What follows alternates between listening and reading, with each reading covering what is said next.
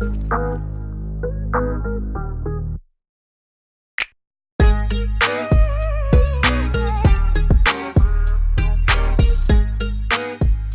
back to episode 4 of the RIZECast, hosted by myself, Rize Hot Rod, and of course with my co-host, Rize Senpai. We have a very special guest here today, one of the editors for Rize Gaming and the media director for Warfare, the man himself, Grinocide. What's up, bro?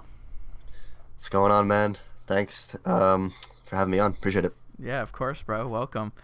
So, just joined up Warfare. How do you like it so far? Is it everything you expected it to be? You enjoying it?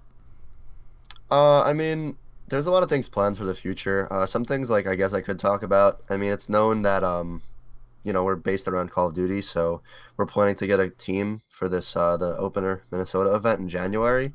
And around that, we're just planning stuff to make it, like, a real, like, big launch and kind of hyping it up and getting everything else taken care of, such as, like, merch and whatnot.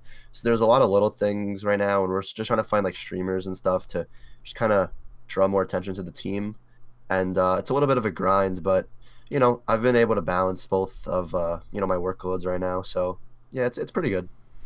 Hell yeah. Yeah, because I know you've been doing a lot of work for Rize on top of doing stuff for Warfare. So, special shout out for doing all that, man. But is it a salary job? Like, are you like partnered with them, or is it more kind of like you do for Rize where it's like commission stuff? I mean, it's going to be basically commissions. I mean, there's also, like, things are going to be covered, I guess, depending on the event and stuff. Like, they're going to try to help me as much as possible. But honestly, like, with any team I've been a part of, I'm not one that's real, like, as of now, I'm not really, like, motivated by the money factor. It helps for sure, but I'm definitely just looking to get more of the experience part. Like, the fact that I might be able to put together, like, more real life video projects is more important to me than just making money doing something, whatever. But just doing these little things that I can kind of build a portfolio and put together to show people in the future is the most important thing to me, because the only way to get better with, like, especially like videography and doing stuff like that is just by repetition and learning and just trying new things. And I'm getting real good opportunities to do those things on Rize and definitely for Warfare also. So I'm pretty excited. Hell yeah. Yeah, I'd seen that you guys were doing a lot with the Call of Duty stuff. I checked out their Twitter. Out on, like you said, the Minnesota. Is that to get into the COD World League? I felt like I'd seen something about the CWL on the Twitter. Basically what's going on is there's the franchise teams, and then there's also the Path to Pro, and they haven't given much information on how that works yet, but I think the top 14 teams are going to be getting funding throughout the year to go to certain open events, because there's only like 5 or 6 of the events that are open to for the Path to Pro for those lands.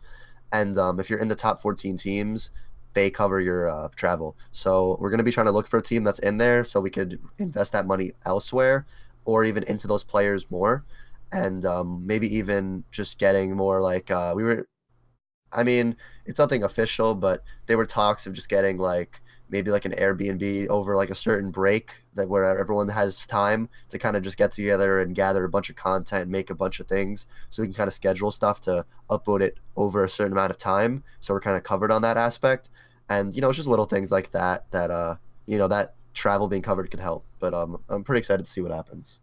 Yeah, of course, man. Like, I think the IRL content you've been doing so far has been amazing. Like, the one you did with Shane when you went out to Helix was great. Senpai was just reminding me about that. We checked it out before we actually came on with you today. Do you think it was really good? Yeah, it was really good. You did a really good job at that. Do you think you're going to be able to still, like, go out to those LAN events, or is it going to be like they pay for it, you pay for it? Is it going to... Oh, I mean, I could definitely go. Honestly, those are, and over my time on Rise especially, like, it's not even like I'm just going to these lands to just kind of like do a project and get out. It honestly, I've become friends with Shane and Creations, and getting to see them is totally worth it. And it's not even that far of a drive for me.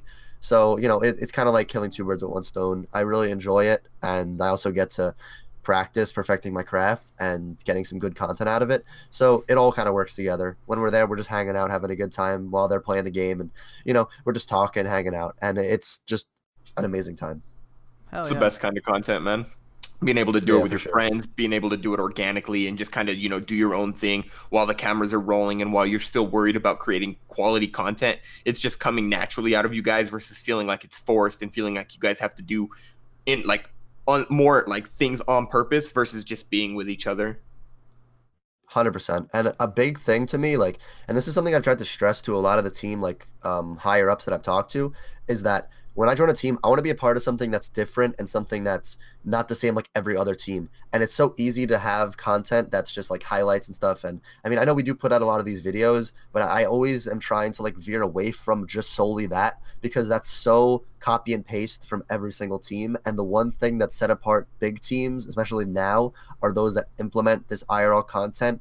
I mean, Optic, for example, they were big before, but just through the Optic house and growth and what they did, and I know it's easier to do it on that big of a scale when they have like Scuff as a sponsor, stuff like that, but things like that are really what set teams apart, because people don't want to just root for the team based on the team. They want to get to know the players, get to see them when they're not just playing the game, and it's more than just the game itself. It's just kind of like just the people, and I feel like having IRL content is really important because a lot of people don't do it nowadays. 100%. You got to set yourself aside from everybody else that's just doing that in-game content, and you give people that insight and that look in on what you're doing behind the scenes in your natural habitat, so to speak, and that ability to just kind of see more of it and then see it in a different light than they do with all these other people. Because creating this new and this newfound content that you guys are doing with IRL and like trying to do face to camera and just in general like getting people more known for them instead of what they do in the game and what skin they wear, it's like the actual person, and you can put a face to a name and actually kind of get that vibe of the person that you're watching or the person that you're following, so to speak, especially like if they bring in a group of people that they enjoy and then they see your content of them in person, it just creates a whole nother vibe and a whole more like an outreach to people to look into, and that gives more context and it feels really good. So setting yourself aside is definitely something that's smart when you're looking to be in a team and how you want to produce the content. Especially because being on a team is like, it's a real commitment. And I mean, honestly, I'd rather be on no team than be on a team if I'm not going to do any work. Like if there's not really much like productivity, I'd rather just be on my own, because I don't like being kind of like stationary and just being on a team and just sitting there and doing really nothing. I just feel like unproductive. I'm not a fan of it. So I'm always trying to just move forward and take advantage of like, the time, because we never know, and we're not going to be able to do this stuff anymore because things do come up. And like, I just want to take advantage of every single moment, and just because I'm pursuing what I really like to do.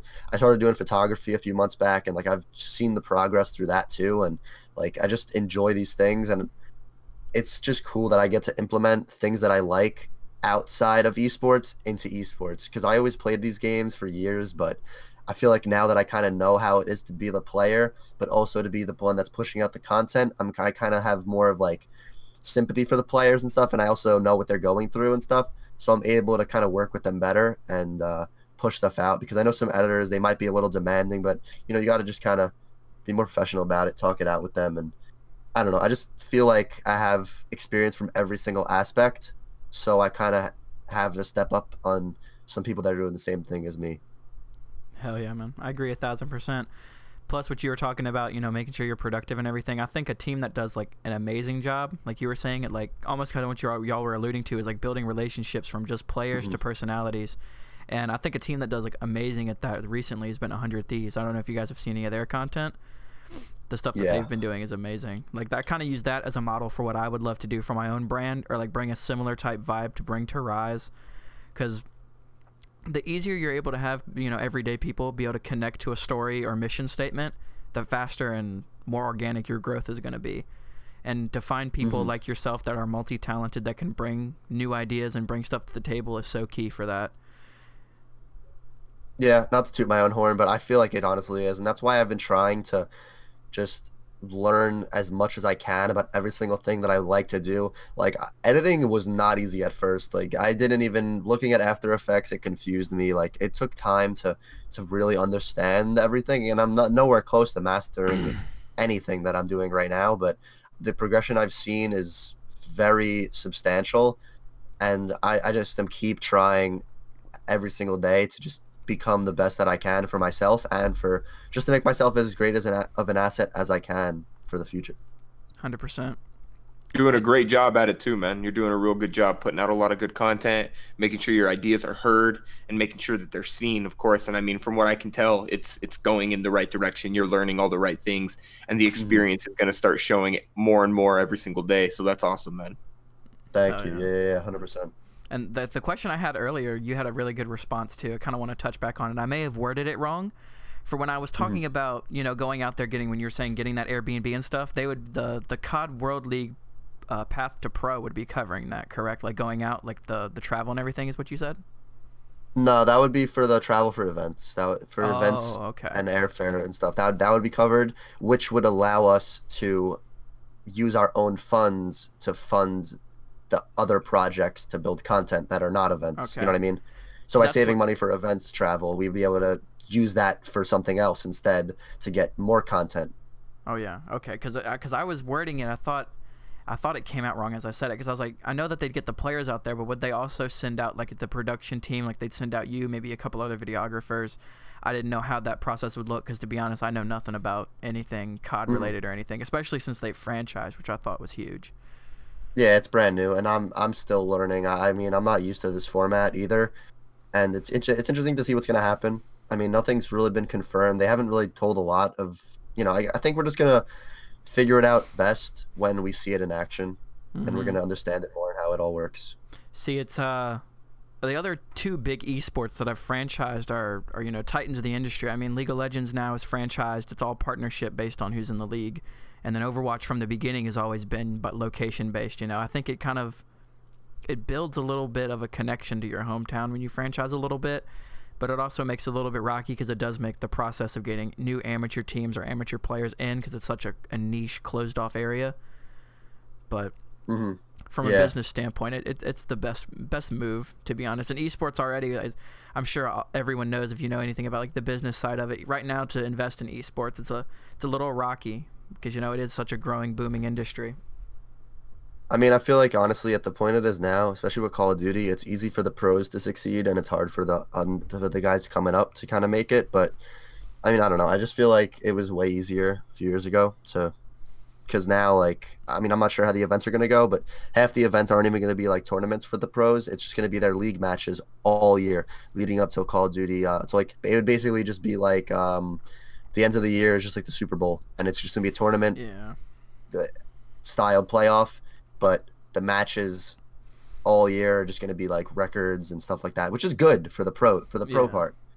But for everyone else, I mean, I don't know. I guess the top Path to Pro teams are going to be, those players are going to be getting looked at as like substitutes maybe for the next year, or maybe even replacements. But I don't know. I just feel like it's going to be a little bit tougher because, I mean, I have someone that I met really early on in the Call of Duty scene is actually Simp, and I mean, he literally just won Esports Rookie of the Year. Like, me and him we live pretty close, like an hour away, so I got to see him at a lot of these local events and stuff. So I've gotten to know him over the years, and I mean, it's just crazy how someone that played at the same locals that like me and some of my other friends from gaming have, now he's literally on the main stage with these huge legends of COD. It's crazy to see, and I'm just not sure if that could really happen anymore. I feel like we're gonna have to see, but I feel like it'll be a lot tougher.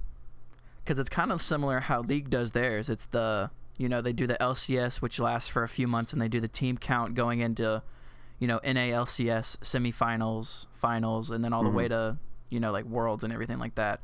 And the way LCS does it, I guess, which is like similar to the Path to Pro, the COD League is going to do it, is that they have an academy circuit where it's like academy teams. So like 100 Thieves has an academy team, Liquid has an academy team. It's like the same premise, but it's just rookie players, and they use it kind of like almost like a scouting grounds, looking for subs and looking for upcoming talent.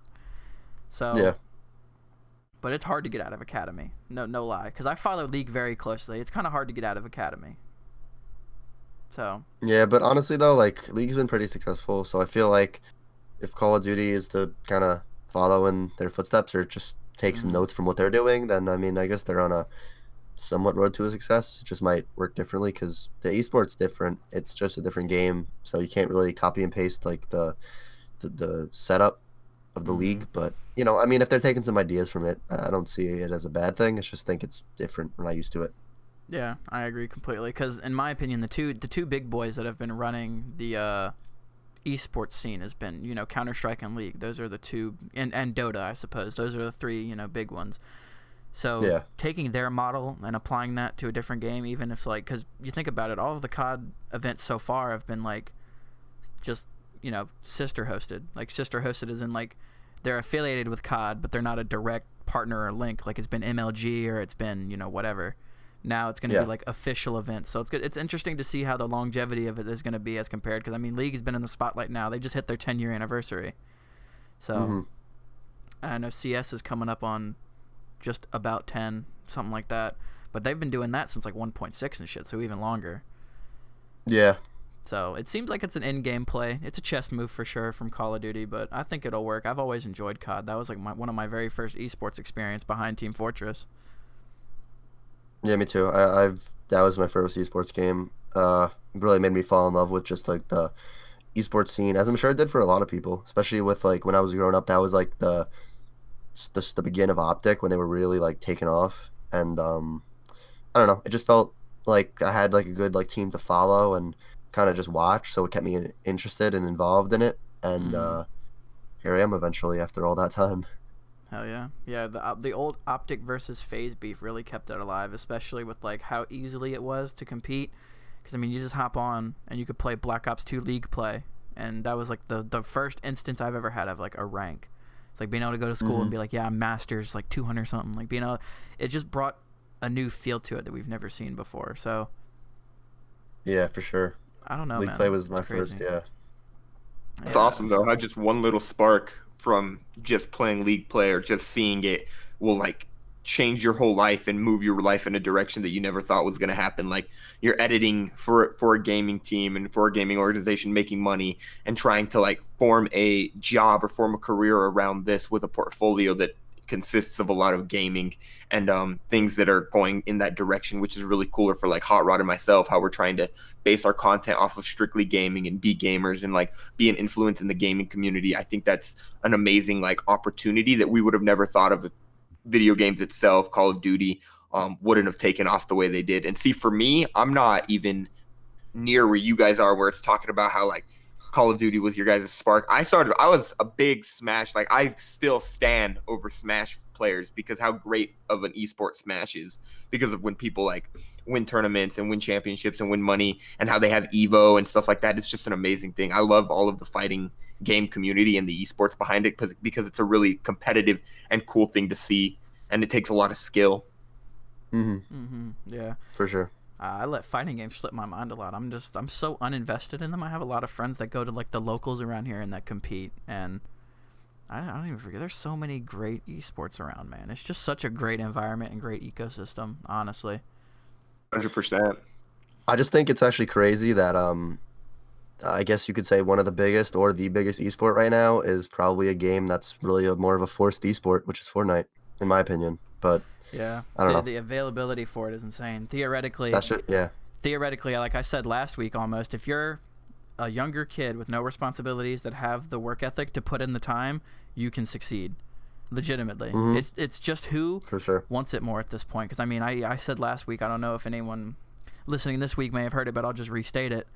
You know, in my opinion, Fortnite competitive is catered to people that don't have very many responsibilities, that have that 12 8-hour a day to put in. And if you're willing to input that and really work, I think anybody can do it. And the open format they have is amazing. It's promoting esports for sure. I guarantee there's so many young kids of the next generation getting into esports from Fortnite that don't even know what their next game will be. Like their Fortnite was our COD in a way. And that's just, it's crazy to open it like that. Because when I started, I wish I was a kid. Yeah, exactly. Having no responsibility. If this game came out when I was like 14 or 15 years old and I had the same drive for it as I had back when I was managing sniping teams, good Lord. Bro. For sure, bro. 1,000,000%. I know what you mean exactly. I literally know. Damn. Yeah, but COD wasn't my first like esports experience, I would say. Because I started out, it was like I started playing Team Fortress casually, and I did a lot of the trading and a lot of the shit on there way back in the day. And then I played COD a little bit, got a taste from it from the sniping and like the game battle shit. And then I went back to Team Fortress, and that's when I started playing in the UGC circuit. So when I started doing a little bit of the COD shit, my early Team Fortress days is really what sparked me to like take this shit to the moon, man. Now I'm just an esports fiend, you know what I mean? Yeah, it feels good to be a part of the community. Like I just enjoy everything around it. And like I don't know. I've realized I don't have the time to put into maybe the game because how much you have to, but I really like the content part of it and just being a part of something that's great. And I don't know. I just really enjoy it. I mean, I enjoy being able to kind of be a part of something that doesn't require 12 hours of practice a day. It's kind of refreshing, but Yeah. I also get to deal with the players and make the same connections just as a different just a little bit different of a connection instead of knowing them on a just I've scrimmed against you, etc., whatever. We just I'm kind of helping them produce content for themselves, and just I really enjoy it way more than I've ever enjoyed playing. Yeah. And I've even been thinking about lately going more towards the content side of things, because for a long time I'm like very stubborn, very hard-headed. I'm trying to compete and like tweak my schedule around other shit to be able to compete, and I got to a point where it's like I just can't do it. Like, it's so demanding, the amount of hours you need and all this shit for Fortnite. I'd rather focus on content and play something like League or CS where it's more openly available to be competitive. Because on Fortnite, it's just so hard. Like, you're busy when Arena first drops, which means it's harder for you to climb, to get to champs, to compete in the events that already conflict with your work schedule. It's like, fuck that, man. You gotta have no responsibilities, and you gotta drop everything like some of these pros have, and it's paid off for them, but some people it don't. It's very high risk, high reward, which I guess every esport is, but I feel like that's in my opinion, it's a flawed formula. There's other games that do a much better job at it, where you can balance trying to become the best and your responsibilities. But to each their own. Every game is different. Yeah. I feel like with anything that requires a grind and to be a professional in anything, you have to jump 2 feet in. You can't just be 1 foot in two different pools. You have to just jump and go for it and take the risk. And then if it goes down, then you failed, but you learned, and then you have the opportunity to figure out what you want to do next, or if you want to keep pushing it. It just does take a lot out of people. It's a really big mental health issue with a lot of people. People have their issues when it becomes something that they don't feel like they're good enough or they're not doing enough, and it really fucks with them. If they're not doing good enough in the game, it really fucks with them, and that causes a lot of issues mentally. So I can see where people have that issue, but you do have to jump 2 feet in. It's really, really hard to not be fully committed and pot committed into one thing. Like, you have to be fully into it and just putting all the hours of your life that you can into it as much as possible, because if you're not, then you're not going anywhere with it. Like, all these guys, it's like that old saying that some people are working while you're sleeping, and that's exactly what's going to be happening. And I know some people that are like, oh, I can't because of school, oh, I can't because of work, oh, I can't because I have like a family that I care about. And it's all those things where it's like you have to divvy it up and you have to find the sacrifices that can be made to be in a professional standpoint. And that's why myself, I don't worry about those kind of things. I just stream, try to my best to stream, and then don't let it affect my mentality, because as soon as you let it take over your life, it can be really consuming. 100%. Yeah. Maybe that was my problem that I had with Fortnite. I never fully put my 2 feet in or did that full investment. Because, I mean, the only two games I can say I really gave it my all was Team Fortress and PUBG. And, I jumped into those. And those are the only two games I've made any money on, was Team Fortress and PUBG. So maybe that was my problem all along, but maybe that was the problem. Maybe I'm just older now and see I have, I got to step up a little bit. But that's why I'm going to start doing the content side of things. So I think it's a win-win regardless. I mean, it gives me a whole new respect for the players who are high level. I will say that. After being just in a fraction of the atmosphere, it's insane. If you're happy, bro, if you're happy with content and you don't mind being somebody that's not competing, and you don't mind that issue, and you can focus on content and still feel good about yourself and feel good that you're doing what you want to be doing and you're happy with it, then fucking by all means, man, that's awesome. Yeah. But if you don't feel like you're gonna be happy, man, you gotta do what you gotta do to make those steps and take that jump, because it's always gonna be in the back of your head with regret. Like, Fortnite's not going anywhere, but it isn't also gonna not be there. Like, you have to do it now until the new game comes out that it's not Fortnite, and who knows how long that's gonna take. With the way that Fortnite's setting themselves up in the esports area of things, World Cup's coming up next. The new World Cup's next, no matter what. Like, they extended this season to February 2020 for the exact reason that they're going to prepare for the next World Cup. World Cup qualifiers are going to be February, March. That's where it's going to start, and that's how it's going to be every year. and then they're going to go into duos and trios, and then they're going to go into squads, and then it's going to go full circle again and come right back to where we are right now and go into another World Cup. And I think that's where they're trying to focus in on, and that's they're trying to get like a seasonal thing going with Fortnite. So I can see them really focusing up and trying to make it an esport that has longevity versus where they're at right now, where people are kind of questioning what's next. I think it is going to go into the World Cup, and that's what's next. Yeah, I mean, I think their game plan of longevity will work because they have such a dedicated fan base, but in the grand scheme of things, I don't think that Fortnite will be very much long-lived. After its hype dies down, you know, I think in just a couple years, if they don't change what they're doing right now, right off the bat, I mean, there for a long time, they have a history of not listening to the community. They're not releasing patch notes anymore. You know, they've got just so much, like, I guess the best word is shit around their name at this point. It's almost kind of hard to respect them. I mean, because, I mean, from an outsider point of view, like, from someone that's like, let's say, someone that's like a pro CS player looks at Fortnite as a joke.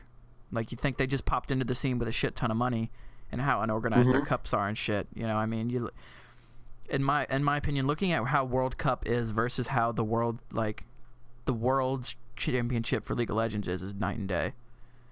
I feel like Fortnite. Yeah. I feel like Fortnite in a way is forcing themselves into the scene too. So. Yeah, that's exactly what I was saying. I feel like it's just kind of a forced esport. Like, dude, I'm gonna be honest. Like, if you are gonna put, I mean, what was it? $100 million they were putting down. Dude, if you put $100 million down, I think you could have people playing competitive tic-tac-toe. Like, I really like. I don't think it doesn't matter at that point. I mean, I get like, oh, the game is like fun. People do love the game, but I think it's just easier to make it succeed when there's that much money for sure. Like, as I'm saying, you can literally play like some stuff that isn't even that entertaining, but that money's the motive for a lot of people. And I mean, I just feel like it's a real reason they got, and I'm not saying they're bad for that. They're smart. They invested the money. They didn't. I honestly don't think they really are in like the red column from all that stuff. I think they're making a lot of money. So it's a smart business investment, and for them, that's really what it is. I mean, I guess for other people, it's a lifestyle, but I mean, we can't really expect Epic Games to be trying to make this a thing that goes on forever. There's going to be a time where it comes to an end, and as long as, you know, they made their money, I think they should. Same thing. I mean, what with the H1Z1? I mean, I think the developers did pretty well from that game, and then they ran away. Yeah, H1 was probably, like I said, PUBG was the battle royale I took the most like serious out of the three, because I've played competitively all three. Yeah, H1 was my favorite mechanically, just the run and gun aspect. It was quick. In my opinion. Yeah, I loved it. In my opinion, it was the perfect BR, because I mean, you know what to expect. The mechanics were spot on. There was barely any recoil to worry about like there is in PUBG. It was just quick, fast paced. It was easy to pick up for like stuff like Twitch Rivals, like they did, where, you know, they had streamers, you know, Soda Pop and Dr. Disrespect, just all stars playing the game, just for like popularity to get it popping, and had such a high skill gap from the pro players, and had like it just flopped in execution because the team couldn't handle it, man. I swear, if Jace Hall had come on and actually done anything he said, or like actually gave a shit, they could have saved that game, and we could be talking about H1 instead of Fortnite right now. I think H1's, dude, H1, I'm not sure if it was my favorite game ever, but I know for sure it was the game that I had the best memories from. Some of my like great friends, like I met a lot of people from the Call of Duty community through H1 just because I played it a lot, and honestly, that's like a reason that I honestly might have a little bit easier of a time in like the upcoming future, which is like these Call of Duty events and whatnot, and working with certain players on getting content done, is just from like H1 and the people I met through just like playing fives, and just, and it's crazy how like we don't see these things coming, like, but these connections, they're, you know, they might be worth something down the road, which is why just to get back on what I was saying before, that's why I'm glad I played back in the day. I'm doing editing now, because I mean, who knows what's going to come in the future and how these connections are going to help. 100%. Yeah, I mean, it's like very similar to me. I mean, that's the main reason I kind of stepped away from the whole PUBG thing, is that, you know, H1 was dying, PUBG was on the downscale. It's like, and then because, you know, and then Fortnite came right after. It's like, once you get a certain amount of connections, that's what I thought the beautiful thing was about H1. If you got those connections, you could still use them for other things because everyone moved on. That was the thing that when H1 died, everyone kind of migrated at the same time. It was like no one stuck around. It was kind of like when Fortnite had the mechs come, still a portion stuck around, and it's like on PUBG, when I even quit that, you know, I was part of a pretty successful semi-pro org, and my connections back then mean nothing now because they're still affiliated with PUBG. And I guarantee, man, if they'd handled that game better, I think H1 could have done something. I really do. If all those connections stayed together on H1 instead of dispersing out, some people still staying friends. I think that if it stayed core like that, I definitely think H1 could be rubbing elbows with Fortnite for like the best BR esport. I guarantee. Because I think just PUBG is way too PUBG is too OD in my opinion. You know, big ass map, a lot of recoil. It was just scrimming back then was chaos. It was hell. It was the only reason I played as long as I did is because I had to wait out my contract. It was so bad. Sounds like no fun. Yeah, that's why H1 was so great, man. It was fast paced. It was. Oh, dude, I missed that game. Don't even get me started, bro. Bro, I've literally been thinking about reinstalling it, even though the game feels like trash. I've literally been thinking about reinstalling it. I couldn't bring myself to do that, but dude, I just missed preseason 3, driving around Pleasant Valley with a cop car, and then like slamming on brakes, hopping out. Yeah, drifting it, getting behind it. Yeah, oh man, I can't even. And then dying, tabbing out, going to skinsgambling.com. No, and then another one they had was the H1 trade site. It was like, wow, fuck, what was it called? It was like H1 Hunt or some shit. H1Z1 Hunt. It was the coin flip site. Yes, exactly. I remember those days too, bro. Yep, I remember. I made some good friends through literally just chilling in Discord, watching them play on those sites, bro. I made some easy profit on those sites. That's how I got some of my best H1 skins, man. Yeah, I had a few, and then, you know, we're not going to talk about it. Oh yeah, you never talk about it. Like when CS was my game of choice when I was fragging out back in the day. When, you know, I don't even know how many redline AKs and gut knives I've lost over the years. Dude, I had like 4 shadow daggers at once. And I went in for like a nice karambit. I'm just gonna tell you, I never had the karambit. Never had the karambit, bro. I never got it. I'll tell you what I did, man. Back when, I know you remember CS:GO Wild. That was the site that, or was it Wild, or was it? It was the one that FaZe Clan was affiliated with. Do you remember what they were called? Was that CS:GO Lana? No. No, it was the CS:GO. The T Martin? No. No, not the T Martin one. It was the one that Rain always made videos with. All the FaZe boys played. It was the coin flip site. CS:GO. I'm trying to think because I remember there was a lot. I remember CS:GO Reaper. Yeah, there were so many. There was CS:GO. I think it was CS:GO Wild. I think it was. I'm like pretty sure. Yeah. But let me see.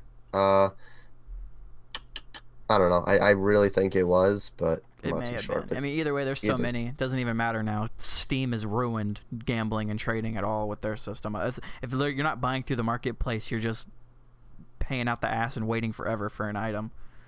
But yeah, they've ruined the marketplace. Don't even get me started. Exactly. But I can remember, man, I put my entire inventory in CS:GO Wild or whatever it was called. Bet it all. I can remember I won a bayonet, M9 bayonet. And then I was like, all right, now that I got my inventory still, I got this new knife, I'm going to try and flip it. So what did I do? Went to flip just the bayonet by itself, lost it. First coin flip. Back to my original inventory. Oh my God, I was so tilted.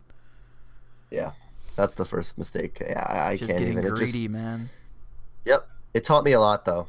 And I'm glad I learned early on with not as much money as, you know, it ain't the end of the world. It just sucks, but it's valuable lessons you learn from that. Also, you learn to never trust anyone on Steam.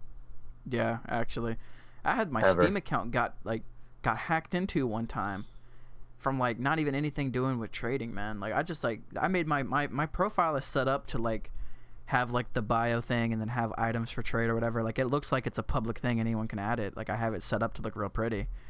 But I had to stop accepting people, man, because I had this one dude reach out to me on my old friends list. He like hit me up and he's like, yo, you trying to 1v1 on CS? And I was like, sure. And so I clicked the invite link, and then when I clicked the invite link, my CS just crashed, and I was like, well, that's weird. And the next thing I know, my Steam got breached. Someone had gotten in. I don't know how. Me clicking the invite that was already Steam verified to get into the server. I don't know. He may be able to pull something after I connected to the server relating to my internet or something, but I had to stop it. I don't even know. Yeah, it was crazy. I just had to stop trusting people, man. Steam is Yep. fucking scary if you're like mass accepting people if you don't know them. Steam has always been that bro. way, though. Yeah. Anybody that's like, oh, Senpai's really, really quiet right now. I have zero knowledge of anything that they're talking about. I don't know about CSGO. I don't know about H1Z1.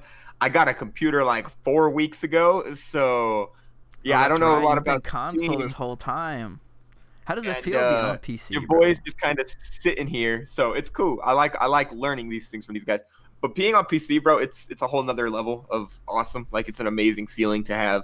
I got both my PCs now. I'm doing dual stream PC setups. Ooh. It's an amazing thing. I love hopped it. on It the feels big like a boy complete wave. upgrade. Yeah, bro. Like, it was 60 frames to 240 frames in the snap of a fingers when I got my Oh, PC, yeah. and my whole life changed. So it's really, really nice. I'm really grateful that we got it and everything's going. But yeah, I just feel like a little kid trying to figure all this shit out. Because like you guys are Christmas. talking about all of the H1Z1 days and all of the CSGO stuff, and I'm just sitting here like, I have no fucking clue what they're talking about. So I'm not going to try to sound like I do. I'm just going to let them have their bromance while I, listen in and take up all this knowledge. Don't accept yeah. CSGO party invites, that's for sure.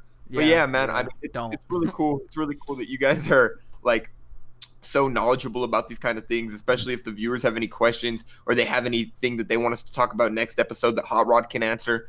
He's been a part of a lot of the communities. He knows a lot about a lot of the things. So if you guys have anything you guys want to talk about, any feedback that you'd like to hear from us, let us know in the comments. Let us know what we can tell you about. Let us know how you feel, and just kind of give us some insight.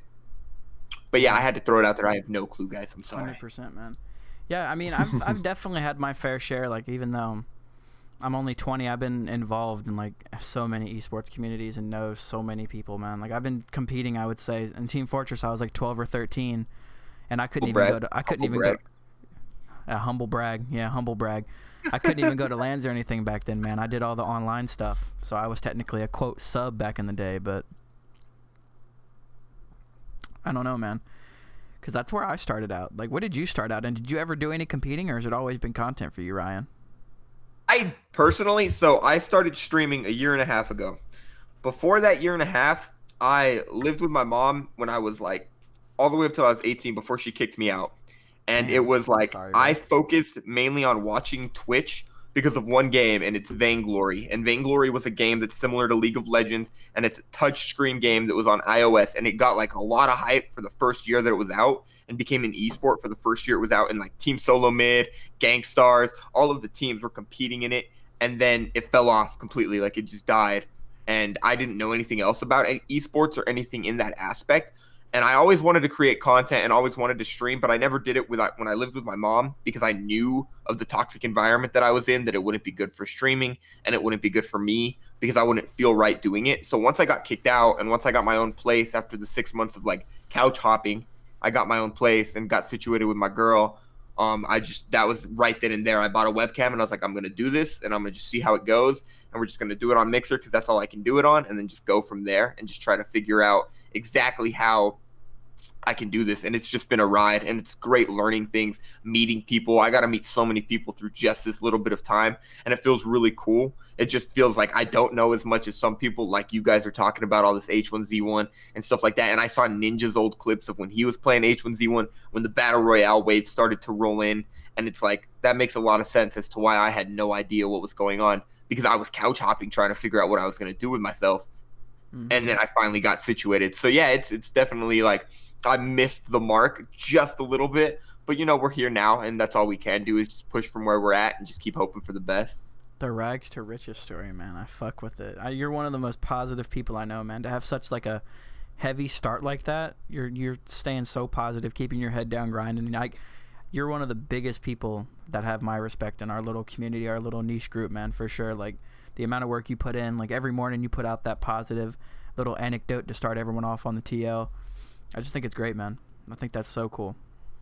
And man, it really all hit me just like I gotta start doing the things that I want to do versus like what I think everybody else wants me to do. Because just like you were talking about your car accident and how you went into that and it really put you in a dark place. 2 months before I got kicked out of my house, I flipped and rolled my car going 75 miles an hour with no seatbelt on, and I flew out the back passenger window, and I should have been dead, and nothing happened to me. I had a concussion and a bloody knee, and that was it.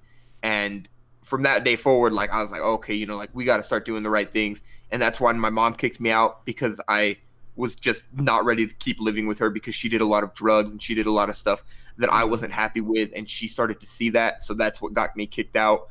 And then couch hopping and stuff like that. I was just like, all right, you know, like it's my life. I have to live it. I'm responsible for it. And then we're just going to do what we can to bring happiness to everybody else, because that's all I care about is making other people happy, because I'm okay. Like I'm happy. I'm fine. Like I'm chilling. So that's why I want other people to be able to just gain a good vibe and be able to do the right things for themselves, because some people realize way too late in their lives that it's about them and not about everybody else. Because honestly, it's like if you're trying to do things to impress your mom, your dad, your friends, like fuck all of those people if you're not happy. And that's the mentality that you just have to have sometimes. And it sounds stupid and it sounds a little far off. Like you don't want to be like, yo, fuck you, mom. But at the same time, like you have to in your own head push for yourself and not for other people. And that's just the way that I see it. 1000%, man. And what you were talking about with your accident and everything, I know you had told me that off cast or off stream or anything, man. It's kind of crazy. I don't know if you've ever been in any type of car accident, Nick, like that's been like more of a serious one, but like it's very eye-opening when something like that happens. It's like, even though it took me to a dark spot, because not only did I have the car accident, I had a whole bunch of other shit at one time. It's just like when you have something like serious like that happen to you, it's just very eye-opening. I was like, oh shit, like that could have been so much worse. Like I could not be here, or I could be in the hospital. It's just like, it's very just awakening almost. It's like, Yeah. About a year ago from like today, something like that happened to me. I basically, it was a rainy night on a Friday, and I got T-boned crossing an intersection, and the other car spun out. My car ran off the road and smacked into a brick wall, and I basically, I mean, the adrenaline was flowing, so I didn't feel anything in the moment, but I sat there for a few seconds, just like, oh shit, dude, I don't even, like, just kind of like, I didn't even know what to think. I wasn't even worried about I wasn't worried about anything. I just kind of was like, I'm here. I don't even, I was speechless. Yeah. It hits you, man. It's not easy to go through, bro. It's tough. Literally, it hits you. But like Senpai was saying, man, you just gotta stay positive, get through anything that puts in front of you. 'Cause, I mean, it's kind of something I've said for a while that I came up with. It's like, you know, champions aren't bred through the shit that they accomplish. They're like bred through what they go through. It's like your reaction is what's going to, decide your destiny almost. And reacting negatively or, hurting yourself or feeling bad about yourself isn't going to accomplish anything. Wallowing is not going to do anything for you. You got to step up to the plate and you eat an elephant one bite at a time. That's kind of what you got to do, Yeah. And man, you can't feel sorry for yourself because nobody else is gonna feel sorry for you, and Facts. you just gotta keep pushing, man. And like one thing that I realized, and one thing that's just always been in the back of my head is like Michael Jackson died, and he got a day and a half waves all around the world, and he got a day and a half of people feeling sorry, and then we were all back to our lives. And that's exactly how it would be for every person on this earth. You would affect somebody for short little while, of course, the people that are close to you, but then it moves on, and that's all it is people move on. So you've got to be able to focus on yourself. You have to be able to worry about yourself because nobody's going to feel sorry for you. Nobody's going to be there to baby you. You just got to get up, you just got to get through it, and you just got to keep fucking pushing. Because if you don't, then you're going to sit there and nobody's going to help pick you up. They're going to act like they want to pick you up, and people are going to act like they care. But at the same time, they're not really going to pick you up because you got to do it yourself. And that's exactly how it has to be. Because if you don't create a life that you want to live, nobody's going to create it for you. You make the bed you sleep in. So if you want to make that bed shit, then you're going to sleep in shit. But if you don't want to make that bed shit, you're going to get up and you're going to sleep in a nice bed and you're going to be able to live with where you're sleeping because you're happy with it. But if you're not, you're just going to go to bed every night in that same shit bed, and you're not going to be able to go anywhere about it or do anything about it if you don't get your head in the right place for yourself to do what you want. Because at the end of the day, it's all about how you do it and nobody else. Facts. You are speaking cold, hard facts. Good Lord. I'm speechless. Yeah, man. Senpai always got the positive anecdotes, always got the mental knowledge. That's why I respect him. That's why he's my co-host. That's why he's a good man. But either of y'all got anything you want to say before we go ahead and say goodbye to week 4? Any comments, anything you want to add, Nick? I mean, first off, I just wanted to thank you guys for having me on. I really appreciate it. I mean, it's a good time just getting to just hang out and talk about like a bunch of different topics. And I don't know. I just really appreciate it. And I enjoy these kind of things. And I'm glad I was able to get involved. Yeah, of course, man. Thank you for coming on. Make sure you guys go check him out on Twitter and YouTube. You can find all his stuff on his Twitter. It's @Grenicide_. There is an underscore at the end, right? Yeah. Perfect. Yep, @Grenicide_. Check him out. Puts out amazing content for Warfare and Rise. 10 out of 10 guy. I'm really glad I can call him my friend, man. Anything you got to say, Ryan? Anything to head us out here?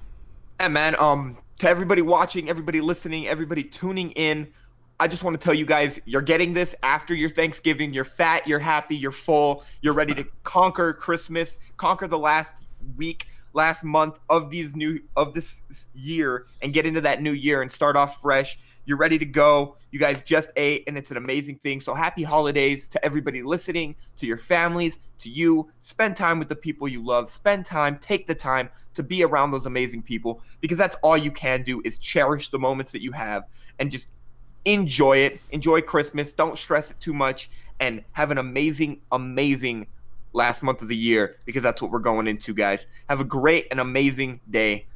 Peace. Thank you guys so much for tuning in. Make sure to check us all out. All our links are going to be down below. Make sure to go check out my boy Grenicide on Twitter. And thank you guys for coming through. I really appreciate it. Hope you guys have a great week and happy holidays.